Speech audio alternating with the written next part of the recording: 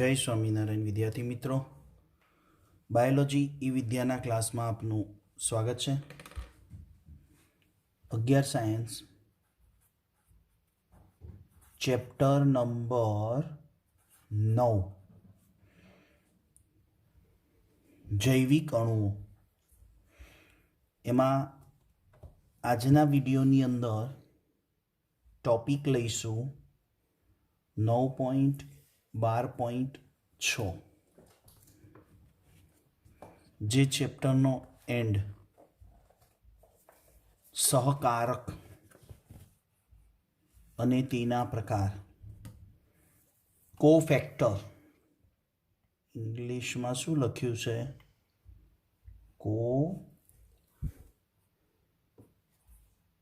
Cofactor.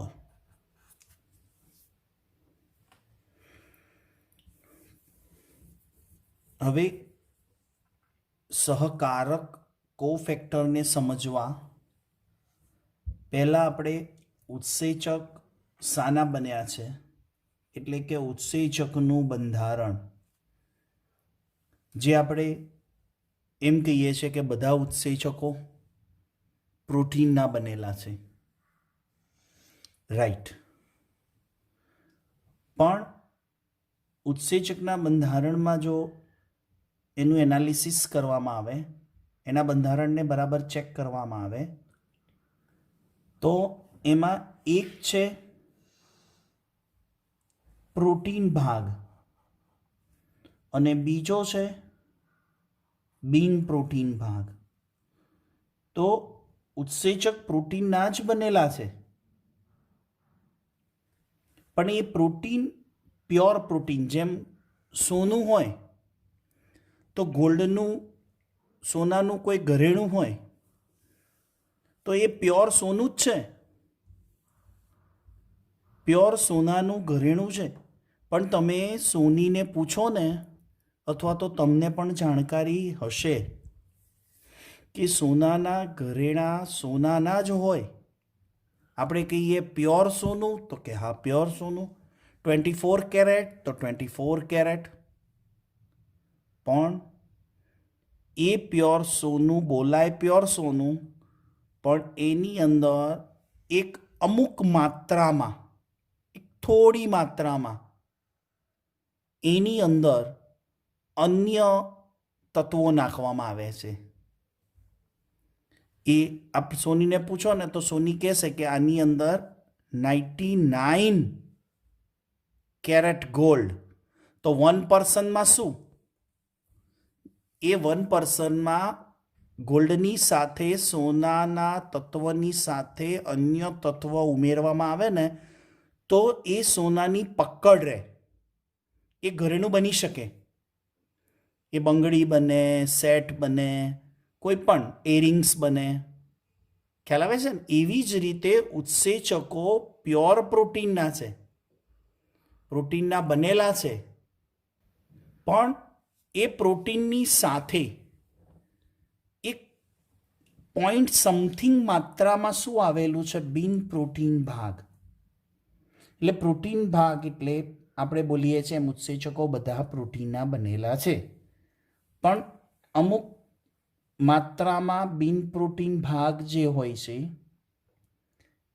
તો આ રીતે પ્રોટીન, પ્યોર પ્રોટીન જે છે એને આપણે એપોએન્ઝાઇમ કહીશું।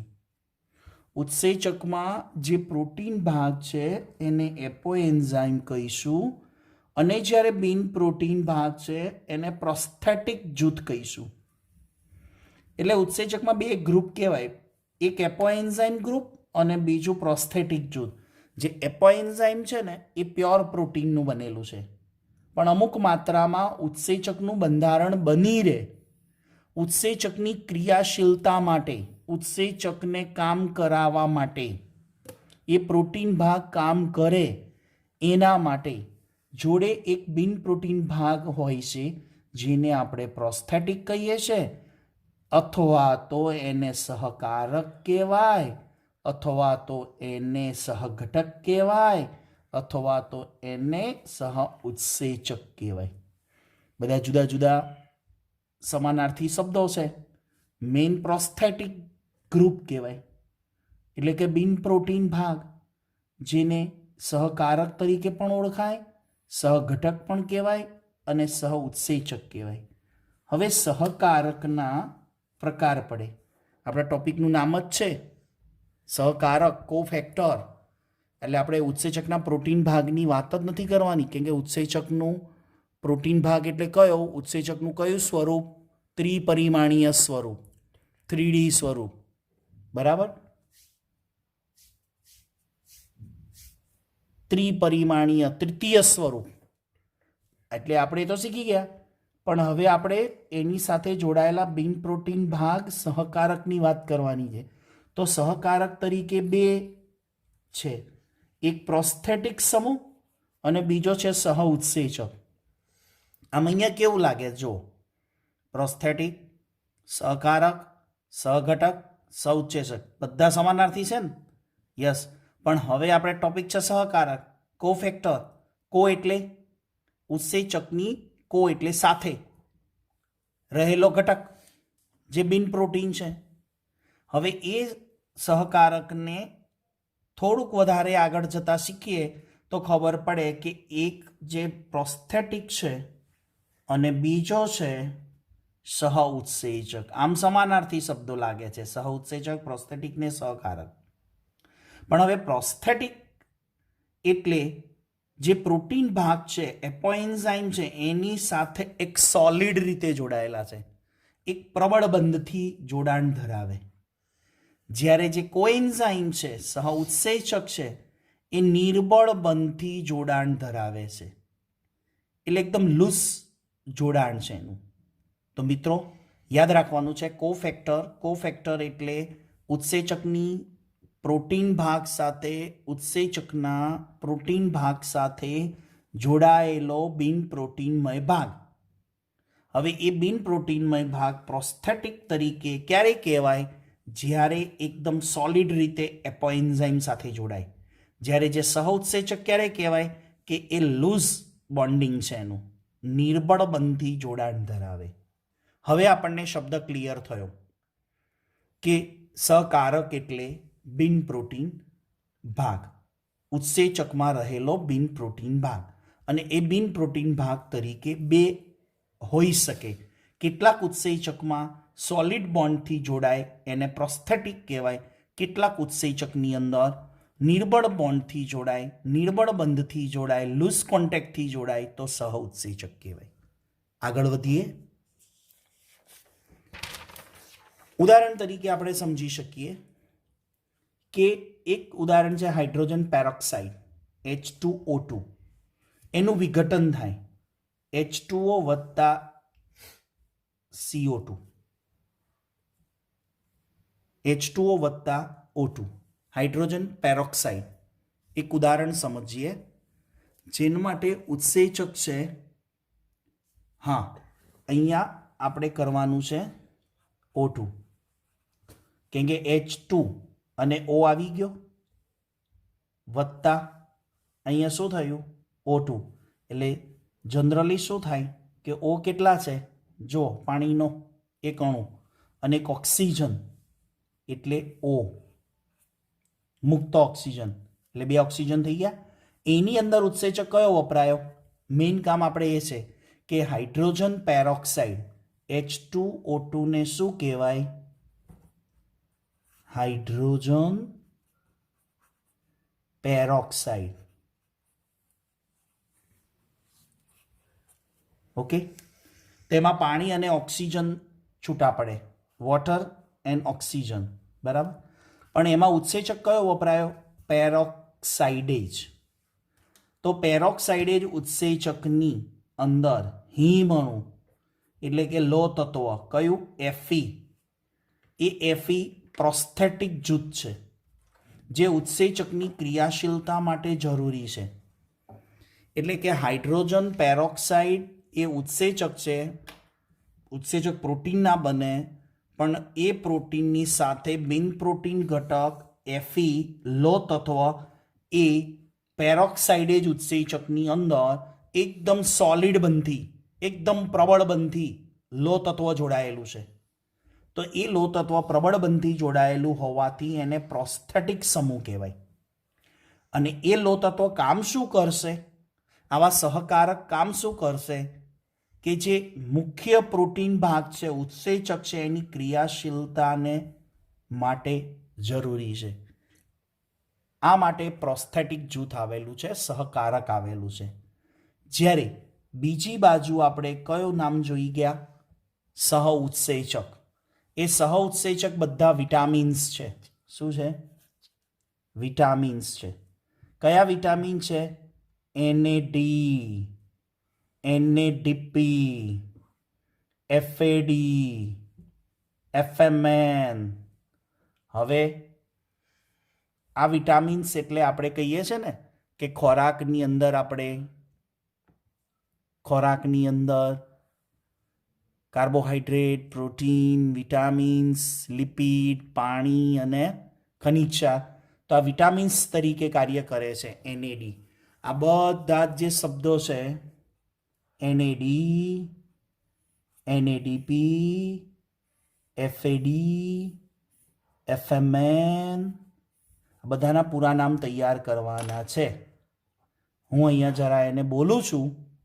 તમારે નોટ્સ લખતી વખતે અહીંયા પૂરા નામ લખવાના, એટલે આપણે જગ્યા તમારા માટે બાકી રાખી છે. મારી સાથે તમે પણ કામ કરો. NAD શું નામ આવે? નિકોટિનેમાઇડ, એડેનાઇન ડાયન્યુક્લિયોટાઇડ. હવે ડાયન્યુક્લિયોટાઇડ આયા. હા, નિકોટિનેમાઇડ, એડેનાઇન ડાયન્યુક્લિયોટાઇડ એટલે કે ન્યુક્લિયોટાઇડના પ્રથમ કાર્બન સાથે એડેનિન નાઇટ્રોજન બેઝ છે. પછી NADP એટલે nicotinamide, adenine dinucleotide phosphate. FAD flavin, adenine dinucleotide. FMN flavin mononucleotide. બધા જ પૂરા નામ કરવાના. NAD, NADP, FAD, FMN આ બધા વિટામિન્સ તરીકે ક્રિયાશીલ છે, જે સહઉત્સેચક તરીકે કામ કરે છે. અને ઘણી ચયાપચય પ્રક્રિયાઓમાં ઉત્સેચકને સક્રિય કરવા માટે આ એક આખું સહઉત્સેચકનું ગ્રુપ હોય છે. હવે જાણકારી માટે NAD, NADP એ નિએસિન કહેવાય. શું કહેવાય છે? નિએસિન, જે વિટામિન B4 તરીકે કામ કરે. જ્યારે FAD, FMN છે એ રિબોફ્લેવિન છે, જે વિટામિન B2 તરીકે કામ કરે છે. આમ જોવા જઈએ ને તો વિટામિન્સના ઘણા બધા પ્રકારો છે.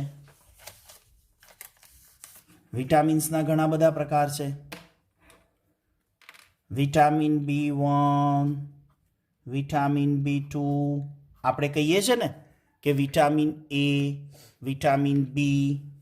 તો આ વિટામિન બીની વાત કરું છું, પણ બીની અંદર B1, B2,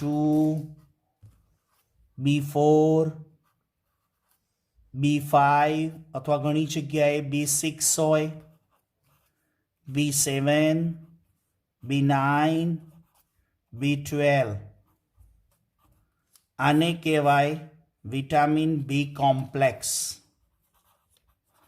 ઘણીવાર જોજો ડૉક્ટર તમને એક ગોળી લખતા હોય અથવા એમ કે વિટામિન બી કોમ્પ્લેક્સ, તો વિટામિન બી કોમ્પ્લેક્સ એટલે વિટામિન બીની અંદર આટલા બધા વિટામિન્સ છે. B1, B2, B4, B5 અથવા 6, B7, B9, B12. એમાં તમારી જાણકારી માટે કહું, B1 છે ને એ થાયમીન છે, થાયમીન. B2 છે ને એ રિબોફ્લેવિન છે. આ વિટામિન B2નું પૂરું નામ છે. વિટામિન B4 તો નિએસિન. આવી ગયું? એવી રીતે 6નું, 7નું, 9નું ને 12ના પૂરા નામ છે. અને ફોલિક એસિડ પણ આવે છે. તો અહીંયા જાણકારી આપી તમને કે NAD અને NADP છે ને એ નિએસિન વિટામિન B4 તરીકે ક્રિયાશીલ છે, જ્યારે એફએડી અને એફએમએન છે ને એ રિબોફ્લેવિન તરીકે એટલે કે વિટામિન B2 તરીકે ક્રિયાશીલ હોય છે. આ થઈ ઉત્સેચકની સાથે જોડાયેલા બિન પ્રોટીન ભાગ જે પ્રોસ્થેટિક તરીકે છે. આ ભાગ આપણે આગળ નામ લખ્યું છે પ્રોસ્થેટિક. અને આ નામ લખ્યું છે સહ ઉત્સેચક. નિર્બળ બોન્ડથી જોડાયેલા હોય તો સહ ઉત્સેચક અને પ્રબળ બોન્ડથી જોડાયેલા હોય તો પ્રોસ્થેટિક. That's clear. આગળ જઈએ. એક સહકારક તરીકે ધાતુ આયનો પણ જોડાયેલા છે, મેટલ્સ. હવે એ મેટલ્સ પણ કાના માટે છે? ધાતુઓ.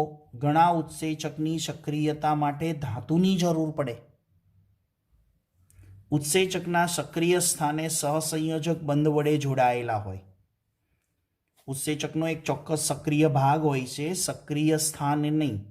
ઉત્સેચકનો સક્રિય ભાગ છે જે પોલીપેપ્ટાઇડ શૃંખલામાં, એની સાથે આ ધાતુ આયન સહસંયોજક બંધ વડે જોડાયેલા હોય. એ ધાતુ આયનો કયા છે? ચોપડીમાં આટલી વાત જ કરી છે ધાતુ આયન વિશે, બરાબર. પણ અહીંયા એ ધાતુ આયનને સમજવા માટે આપણે થોડાક ઉદાહરણો સમજીએ અને એ પોર્શન, આ જે છે પોર્શન, એને નીટ તરીકે લઈશું જે ચોપડીમાં નથી. કયા ઉત્સેચક છે, બરાબર, એની સાથે ધાતુ આયન સહસંયોજક બંધથી ક્રિયાશીલ સ્થાને જોડાયેલા હોય જે સક્રિયતા માટે છે. પણ ઉદાહરણ નથી આપ્યા. ઉદાહરણમાં આપણે નીટ પ્રમાણે જોઈએ કે દાખલા તરીકે પહેલો ઉત્સેચક એ કાર્બનિક એનહાઇડ્રેસ. યાદ કરો ક્યાં આવ્યો carbonic anhydrase? Anyone give me answer. Anyone give me answer. Carbonic anhydrase ક્યાં જોવા મળે? કયા કોષોમાં? આગળ આ જ ચેપ્ટરની અંદર ક્યાંક નામ આવી ગયું છે. તમારે બધાએ કોમેન્ટ બોક્સમાં મને જવાબ આપવાનો છે. કાર્બનિક એનહાઇડ્રેસ કઈ જગ્યાએ છે? ઓકે, તો એ ઉત્સેચક છે, પણ એની અંદર કોણ આવેલું છે? ધાતુ ઝિંક. આ ઝિંકને કારણે, ઝેડનને કારણે કાર્બનિક એનહાઇડ્રેટ સક્રિય બને. એટલે કાર્બનિક એનહાઇડ્રેટ એટલે પોલીપેપ્ટાઇડ શૃંખલા થઈ, પ્રોટીન થયો, પણ એ ઉત્સેચક બન્યો, પણ એને સક્રિય કરવો હોય ને તો ઝેડનની જરૂર પડે. એટલે આપણા ખોરાકની અંદર મિનરલ્સ પણ જરૂરી છે, ખનિજ ક્ષાર જરૂરી છે, કે જેમાંથી ઝેડન, મેગ્નેશિયમ, લો તત્વ બધું ખોરાકમાં મળે. નાઇટ્રોજિનેજ ઉત્સેચક. આ નાઇટ્રોજિનેજ તમને એમ થશે ક્યાં હોય સાહેબ? તો વનસ્પતિની અંદર નાઇટ્રોજનના સ્થાપન માટે રાઇઝોબિયમ બેક્ટેરિયાના બોડીમાં હોય, જે વાતાવરણમાંથી નાઇટ્રોજનને નાઇટ્રોજનના ક્ષારમાં રૂપાંતર કરી અને વનસ્પતિમાં નાઇટ્રોજનનું સ્થાપન કરે. એ નાઇટ્રોજિનેજ ઉત્સેચક માટે વેનેડિયમ જોઈએ. ઇનોલેજ એ પણ ઉત્સેચક છે, જેને સક્રિયતા માટે મેગ્નેશિયમ, Mn એટલે મેંગેનીઝ અને Zn. જુઓ, ઇનોલેજ એક ઉત્સેચક છે, એક એન્ઝાઇમ છે, પણ એને સક્રિય કરવા કેટલા ધાતુ આયનોની જરૂર પડે? 3. એનાથી ઊંધું. 4 પ્રકારના ઉત્સેચક છે. નાઇટ્રિક ઓક્સાઇડેઝ, નાઇટ્રિક ઓક્સાઇડ સિન્થેટેઝ, આખું પૂરું નામ નાઇટ્રિક ઓક્સાઇડ સિન્થેટેઝ. બીજા નંબરે પ્રોટીન ફોસ્ફેટેઝ. ત્રીજા નંબરે એડિનાઇલ કાઇનેઝ. કેટલા ઉત્સેચકો? નાઇટ્રિક ઓક્સાઇડેઝ સિન્થેટેઝ, પ્રોટીન ફોસ્ફેટેઝ અને એડિનાઇલ કાઇનેઝ. એના માટે એક જ ધાતુ આયન જરૂરી છે. શરીરમાં આવા 3 ઉત્સેચકને સક્રિય બનાવવા માટે એક જ ધાતુ આયન કયો? કેલ્શિયમ. જ્યારે ઇનોલેજ નામનો એક ઉત્સેચક, એને સક્રિય કરવા માટે કેટલા ધાતુ આયન? 3. તો અહીંયા એક ઉત્સેચક, 3 ધાતુ આયન. અહીંયા 3 ઉત્સેચક, 1 ધાતુ આયન. ચલો ફોસ્ફેટેઝ, એને સક્રિય કરવા માટે મેંગેનીઝ Mn+2, ટાયરોસિનેઝ એના માટે જરૂરી છે કોપર Cu+2, આંતરીય ઉત્સેચક જેની અંદર મોલિબ્લેડેનમ MO, તો આ ઉત્સેચકોની જરૂર પડતી હોય છે એક સહકારક, ઉત્સેચકને ક્રિયાશીલ બનાવવા માટે સહકારક, જેને આપણે સહઘટક પણ કહીશું, પ્રોસ્થેટિક પણ કહીશું. પણ કયા પ્રકારનું જોડાણ છે એને આધારે પ્રોસ્થેટિક અને સહ ઉત્સેચક તરીકે સમજી શકાય. તો આ ટોપિક સાથે આજનો વિડીયો પૂરો થાય છે અને આ ટોપિકની સાથે ચેપ્ટર પણ આપણે પૂર્ણ થાય છે. તો આશા રાખું છું કે આ વિડીયો આપને સમજાયો હશે, પણ પૂરેપૂરો સમજવા માટે 3 વસ્તુની જરૂર પડે. નંબર 1, પહેલું તમારે આ વિડીયોને પહેલાં જોઈ લેવું અને એ પણ હેડફોન નાખીને જે દોરેલું જે સમજાય છે એને સમજી લેવું, હેડફોન નાખીને સ્પીચને સમજવી. સાથે સાથે બીજી વાર વિડીયો ચાલુ કરી જરૂરી શબ્દો લખી લેવા. ત્રીજી વખત ચોપડી વાંચી અને પછી ફરીથી વિડીયો જોવું. એટલે આ એક મેથડ વાપરવાથી શું થાય વિદ્યાર્થીઓ, ઓનલાઈન જે આ એજ્યુકેશન છે એની અંદર આપણને ચોપડીના ટોપિકની ખબર પડે. તમને ઘણાને પ્રશ્નો હોય કે સાહેબ તમે અહીંયા સમજાયું જે બોર્ડ વર્ક ઓનલાઈન ચાલે છે એમાં સમજાઈ ગયું. ઘણીવાર વિદ્યાર્થીઓ એવું પણ કહે છે જ્યારે ઓફલાઈન ક્લાસરૂમમાં હોય ને ત્યારે કે સાહેબ બોર્ડ ઉપર સમજાયું બધી ખબર પડી ગઈ, પણ ચોપડી, પણ વિદ્યાર્થી શું કરે છે એકલું બોર્ડ વર્ક સમજમાં આવી ગયું, પણ બોર્ડ વર્ક સમજ્યા પછી ઘરે જઈને ચોપડીને વાંચવાની અને પછી બોર્ડ વર્ક સાથે સરખાવવાની. તો એક એક લાઈન જેને આપણે વર્ડ્સ વાપરીએ છીએ વર્ડ ટુ વર્ડ અને લાઈન ટુ લાઈન ક્લિયર થાય. તો આપણે માત્ર ને માત્ર એક સ્લોગન યાદ રાખો, એક સૂત્ર યાદ રાખો, વર્ડ ટુ વર્ડ અને લાઈન ટુ લાઈન. આટલું ક્લિયરિટી સાથે જો સમજીએ ને તો આપણે એનસીઆરટીને ક્લિયર કરી કહેવાય. ખાલી એનસીઆરટીની લાઈનો કે વર્ડ્સ વાંચી નહીં જવા, એને સમજવા કે આ લાઈન શું કહેવા માંગે છે. તમે આખી લાઈન વાંચો ને તો ધ્યાનથી જોજો, એ આગળ લાઈન લખતા લખતા જાય ને તો ખબર પડવી જોઈએ કે આટલી ટુકડો લાઈનનો કોના માટે આગળના શબ્દ માટે વાપર્યો છે. તેઓ, તેના માટે, પણ આગળ કોના માટે, આગળ 2-3 જણ આવી ગયા હોય, પણ એ લાઈન કોના માટે વાપરી છે એ અગત્યનું છે. એટલે જ આપણે ઝૂમ ઉપર ડાઉટ સોલ્વ કરાવીએ છીએ કે ચોપડી વાંચી અને પછી ચોપડીની word to word line to line ન ખબર પડે તો રજૂઆત કરવી, તો આપણે એને ક્લિયર કરાવીશું. તો આવતા વિડીયો લેક્ચરથી નવા ચેપ્ટર સાથે નવા ટોપિકનો પ્રારંભ કરીશું. ત્યાં સુધી સૌ વિદ્યાર્થી મિત્રોને HP સરના જય સ્વામિનારાયણ.